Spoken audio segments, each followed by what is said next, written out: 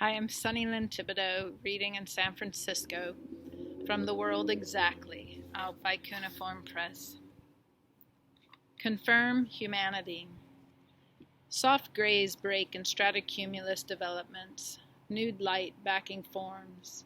Yesterday, desperation took hold of a man in a market as he eliminated himself on an aisle with Charmin near. What measures value of existence beyond judgments and conditioning? The House will vote today on conduct unbecoming of the 45th Leader-in-Chief. Despite the storm, which has only dampened the miseries of the street, skies illuminated, golden peach, with aptitude and transformation.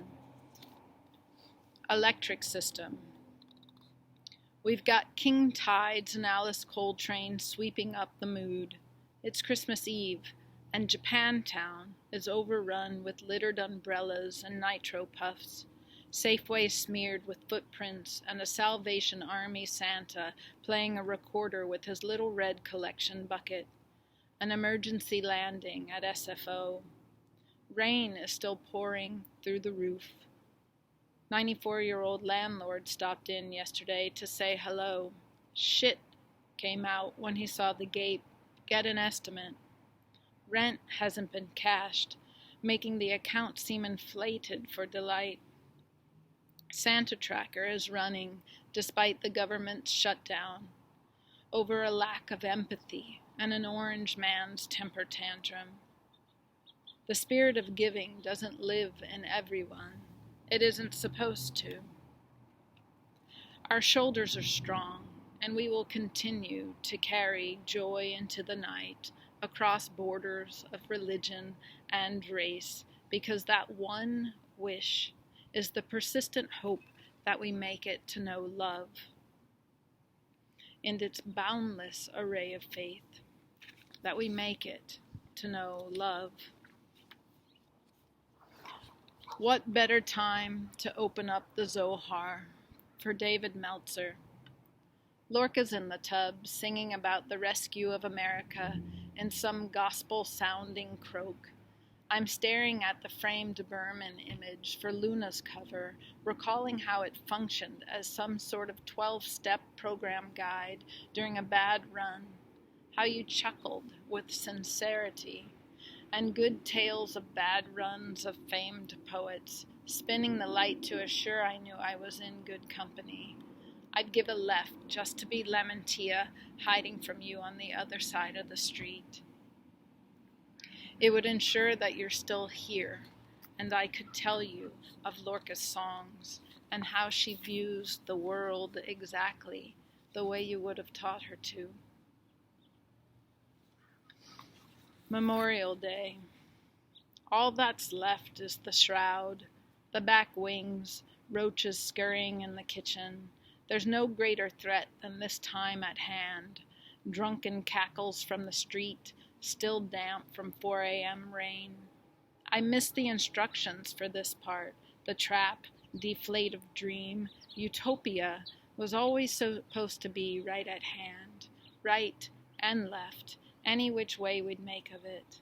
Marine layer won't budge for the rumble under our feet. Sky tears open in the north, sirens on high. A small pool forms in the buckles of asphalt. In its gentle tremble, the reflections of the gray-white mass overhead, with its perfect seam of blue. The rift where the dead speak how-tos. Morning survey. My slanted ear picks up a telephone's ring, not digitally compromised, but old-school bell and hammer dings. I can never tell the direction from which sound travels. The monster garbage-eating truck swallows all pleasantries. The preschool wind chime gone. The sparrows tweets the notes of Belle and Sebastian through the screen. At some point, I threw a seed in a pot. It has since sprouted, but I cannot recall its genus. Likely a lemon seed spit from my water 3 years ago. It stands a foot tall, with its glossy green leaves, but I can't really say if bearing fruit is in its future. A neighbor put out a knife set in its butcher block orchestration, along with a box television and a sleeping bag, nearly making the street inviting. How have we come to view necessities as disposable? How have we come to view disposables as necessity? The garbage monster ate everything in a series of grumbles and crunches and has moved down the hill, somewhere in front or behind, left or right. A baby is crying its heart out. Powell Street, December. These streets have a muted glisten, with its litter now stuck in the damp. A femme with extravagant lashes stands cock-hipped in a wig cap, while she holds her locks in one hand. She stuffs dollars with the other in a peach satin bra. A bum on the corner straddles a milk crate with a sogged sign that reads, "Spread the cheer, spare change." A millennial holds up her cross-eyed company as she eats a packaged Danish with its yellow dough. Shoppers bust through crowds with bags that are no longer free with purchase.